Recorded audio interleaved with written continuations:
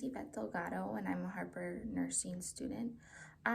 Before I wanted to start my CIWA assessment and seizure care procedure video, I wanted to let you know that due to certain circumstances at home, personal reasons, and because we are in the middle of a pandemic, I do not have anyone at the moment to be able to perform this video on due to personal reasons. And if there is a problem with that, you could go ahead and reach out to me, but I'm not completely sure. So I'm just going to walk through the steps of the CIWA assessment. I'm going to begin with the CIWA assessment, what I would actually ask the patient I would be doing the assessment on. So I'm going to go ahead and get started. For the CIWA assessment, you ask questions about the first topic would be nausea and vomiting. Do you feel sick to your stomach? And if they answer whether they're vomiting or if they just have nausea but no vomiting or dry heaving, you would score it from a 0 to 7. Next, you would assess for tremors. You would ask the patient to hold their hands out like this and see if they have tremors in their hands with their fingers spread apart. And that's also on a scale of 0 to 7 or a point scale of 0 to 7. You would observe for paroxysmal sweats depending on how sweaty the person is. So for example, a 7 would be if their whole shirt or the gown in that case is completely drenched, and you would also rate it on a 0 to 7. In order to assess for anxiety, you ask the patient, do you feel nervous? And depending on their answer, you could scale it on a 0 to 7 scale. Next, you would assess tactile disturbances.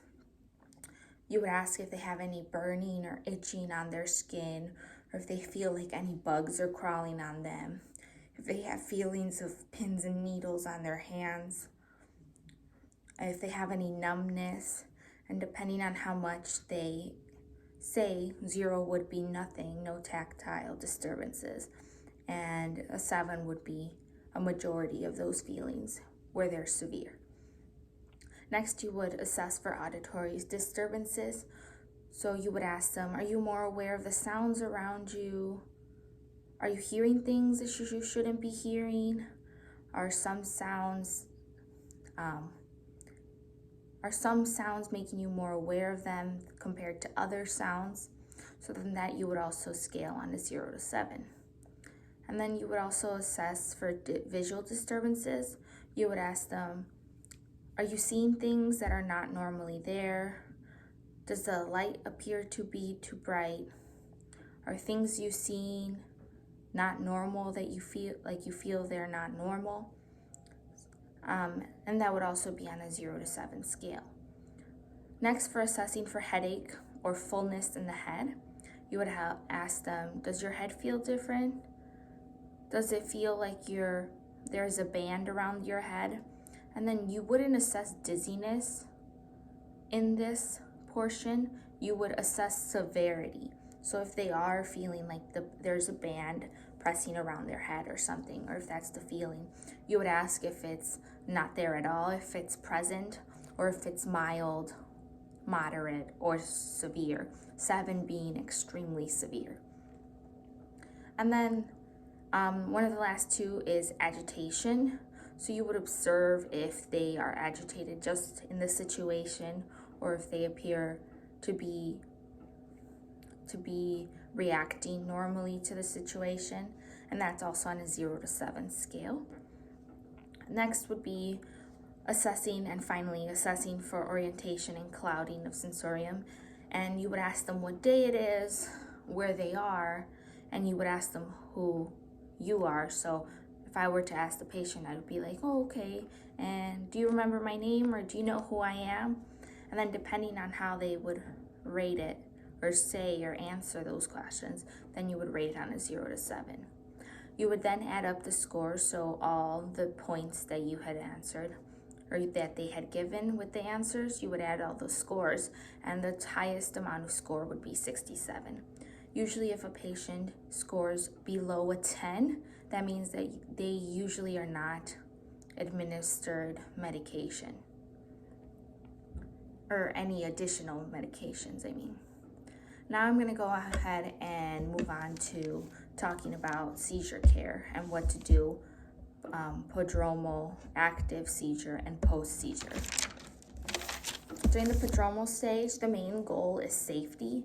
It's usually when some have an aura, and you can see whether if they're sitting down, you want to get them lying down. You would remove glasses if they're wearing any, and if they have tight constricting clothing like a tie or necklaces or anything like that could be super tight on them, you would want to release or take them off or loosen them up. For example, if this was all the way up here, you would loosen this up so there's some room for them. You would also make sure that their head is not on a hard ground, especially because during an active seizure, they are usually moving a lot, and you wouldn't want them to cause any injuries to themselves. So you would put a pillow or something soft like a blanket or pillow underneath their head, as well as if it is in a place like a hallway or something, you want to make sure that, privacy is given. They are not able to control this. So to make sure their privacy, you would make sure no one else is around, as well as if someone falls or is into the prodromal stage or into an active seizure when they are in a crowded room. For example, I know my bedroom has all these different furniture around, so you want to make sure that the environment is clear, specifically for their safety, because during an active seizure they are moving. And as well as if it is in the hospital and they have a seizure, make sure that the bed is at the lowest point with the rails up. And usually if a person is known for seizure, they have seizure precautions, so the rails are padded as well. For an active seizure, the main goal would be safety and airway. You do not want to forcefully move. You guide their movements for them, and make sure to put nothing in their mouth. Nothing should be in their mouth, or you should not be like moving their jaw for them. Make sure patient is on the side with their head flexed, and if needed to clear airway, you should do that with suction.